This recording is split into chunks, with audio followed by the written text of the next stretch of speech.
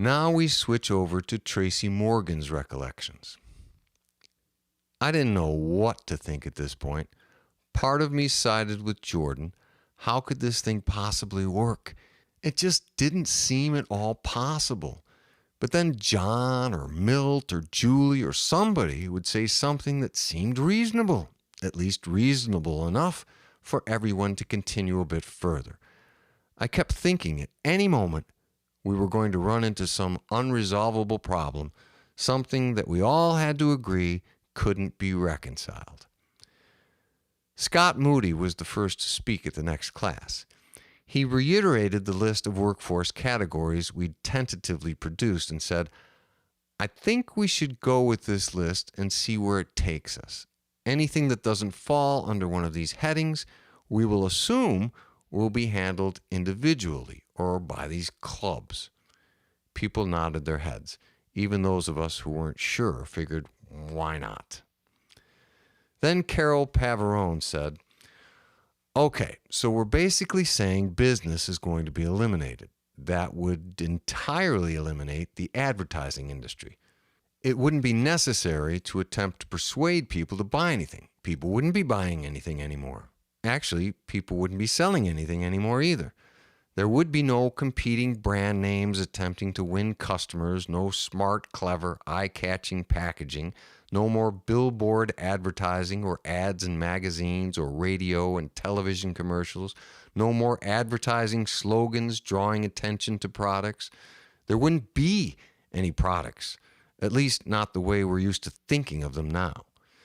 She continued, I mean, if you think about it, shopping, comparing prices and quality, looking for the best deal, being influenced by all of the packaging, propaganda, bright colors, how do we keep it all straight?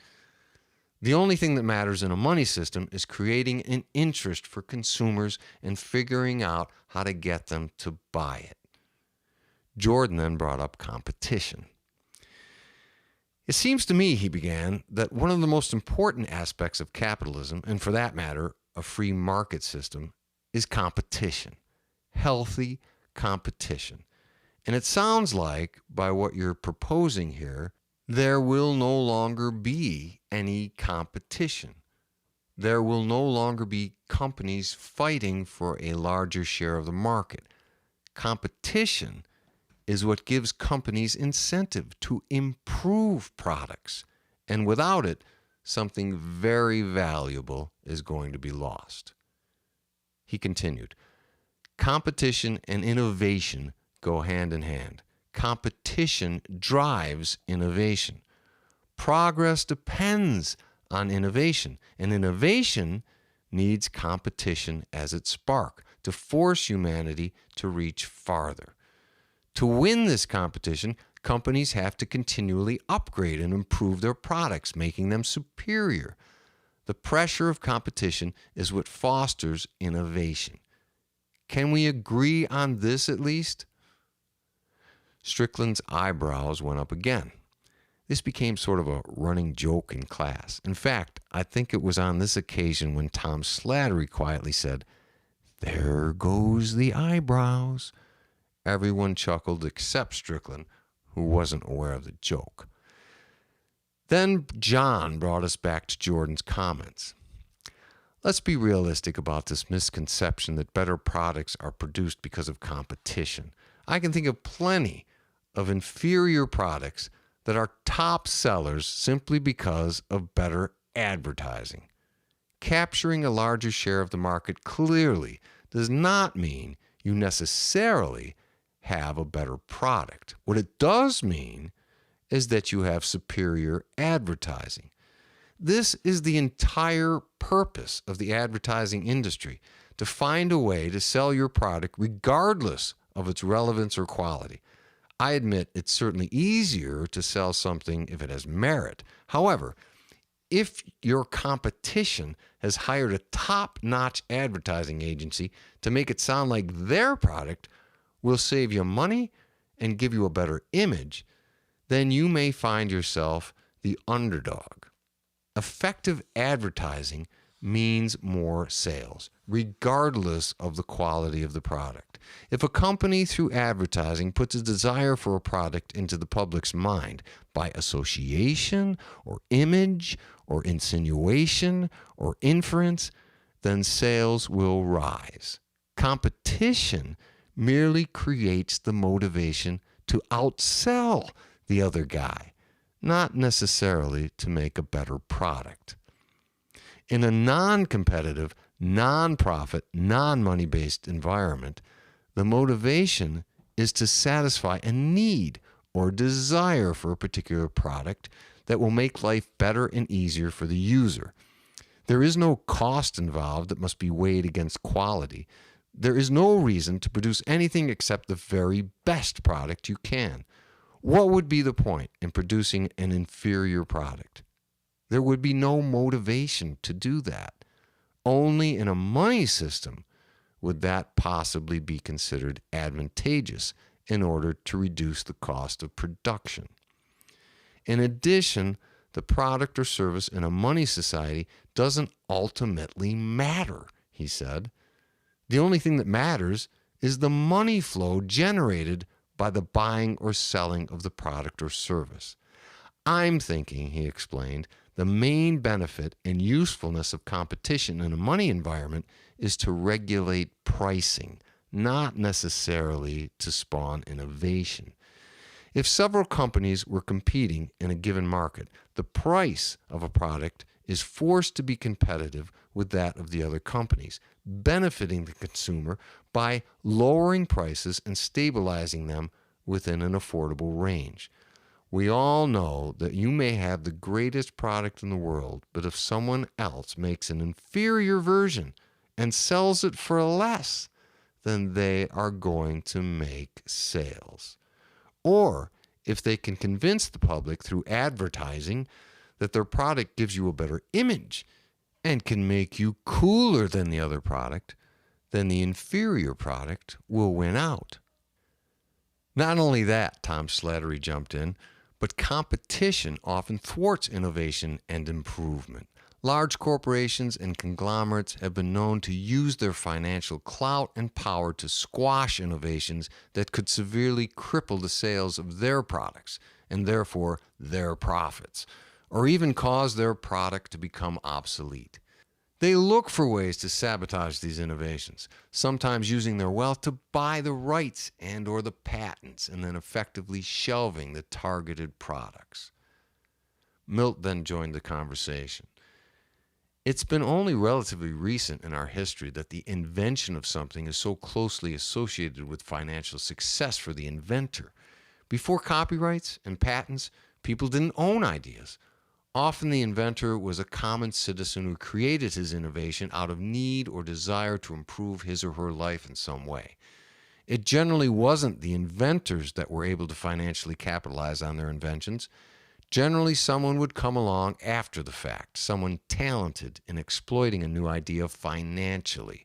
And those were the ones able to turn the invention into a lucrative business. Joe Bachman commented, "Look at the Wright brothers. Competition and financial wealth were not responsible for the invention of the airplane. It was invented out of someone's deep desire to fly. It was invented out of passion. It was invented out of someone having the time and the means and the freedom to follow their dreams." And isn't that the whole point of cooperativism? Finding a system that gives us all more time and means to follow our dreams without all of this continual financial red tape and bureaucracy. Although not everyone agreed that competition was not a positive incentive for innovation, the class did agree that competition was not necessary for innovation to take place.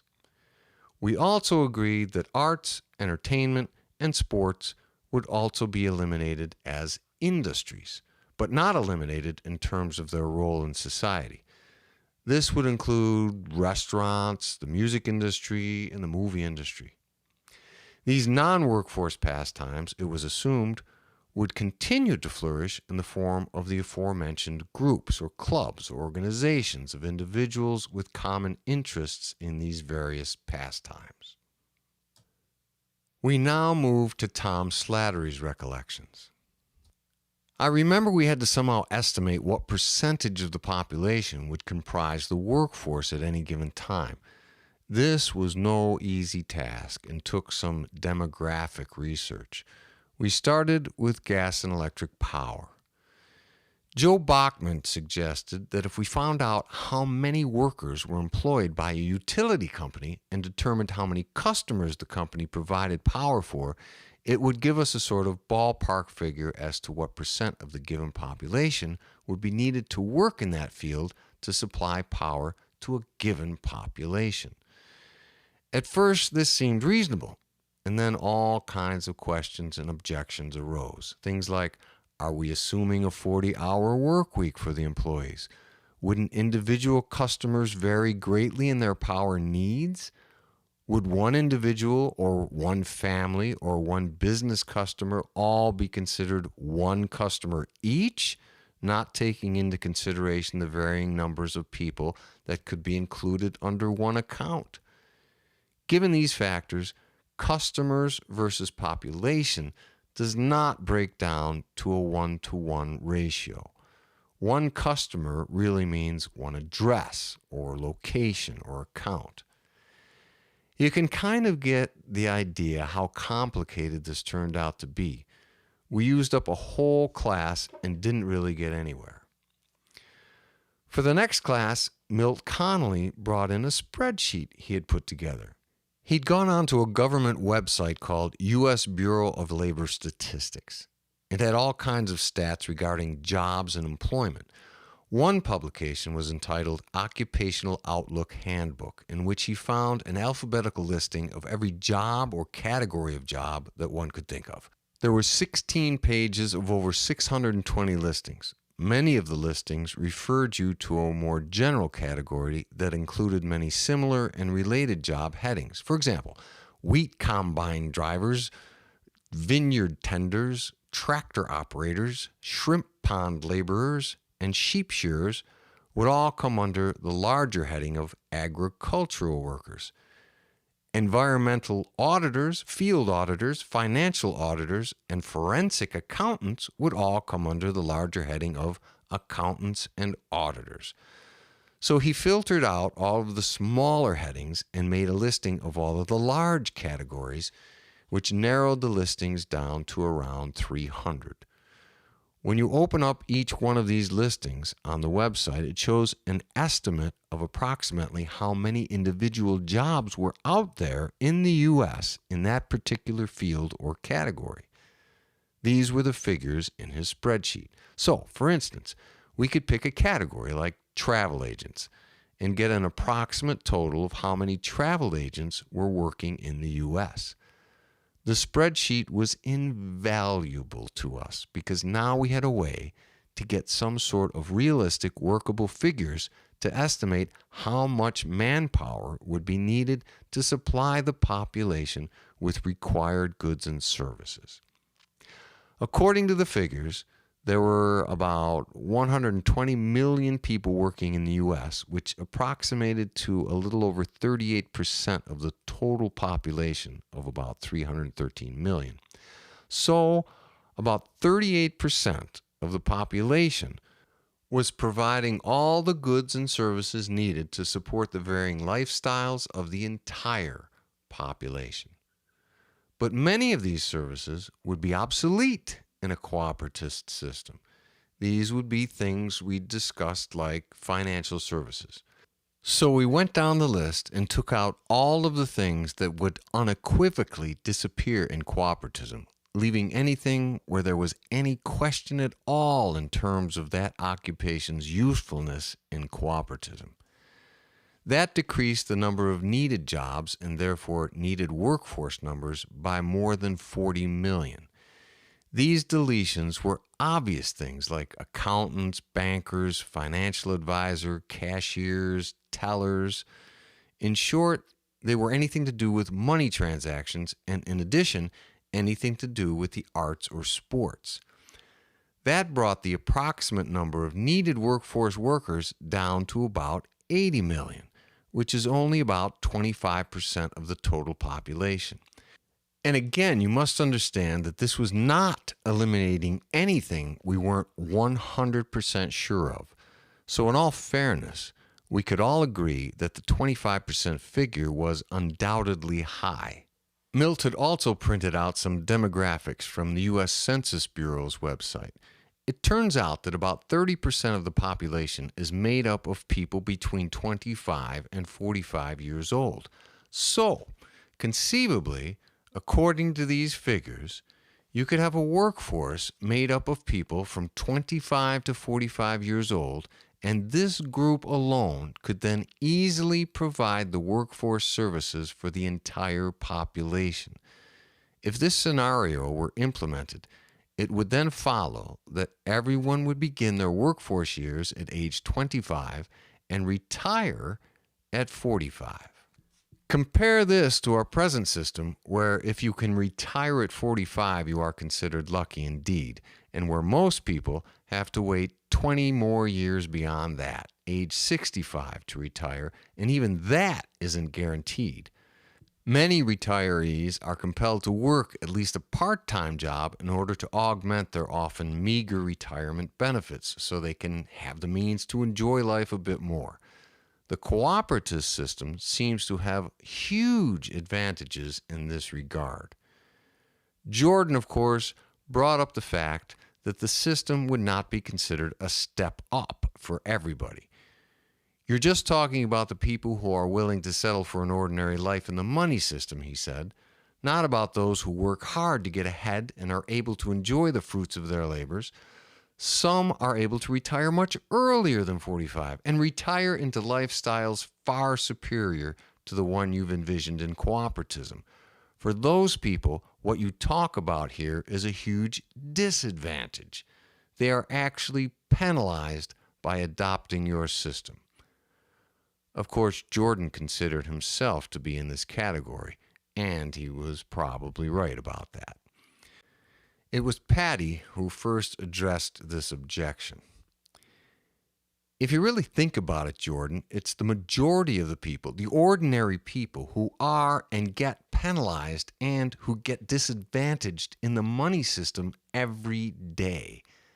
They just want to live a normal, happy life and enjoy their friends and families and pursue their passions. And maybe they have no huge aspirations to be the greatest this or the greatest that, or control this or own that. They just want to live and let live. But they are constantly being thwarted and roadblocked and hindered by financial barriers that must be overcome or circumvented, money concerns that must be satisfied just to be able to enjoy the most meager of lifestyles. They have to work for and be pawns in someone else's quest for wealth and power. The system gives them no other option. Yes, they may be one of the lucky ones and do something they enjoy to make ends meet, but this does not eliminate the constant, endless stream of financial planning and budgeting that must occur throughout their lives. The constant need to stay on top of their bills, continually trying to figure out how to afford this or that, and at the same time trying to plan and put away enough to secure some sort of retirement. However, in cooperatism, no one is disadvantaged, not even those who were formerly wealthy in the money system. They are free just like everyone else.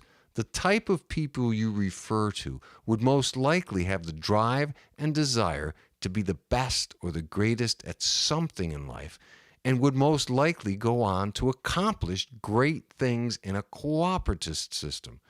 The cooperative system doesn't stop them or hold them back. In fact, it gives them and everyone else a firm, safe foundation from which to launch their dreams, however big or small. It's just that the rewards in cooperativism aren't financial, not because it's denied, but simply because it isn't needed anymore. She continued, and the only thing that is asked of them is that they, like everyone else, do their part to maintain the system that they equally share the benefits of. That seems only fair to me.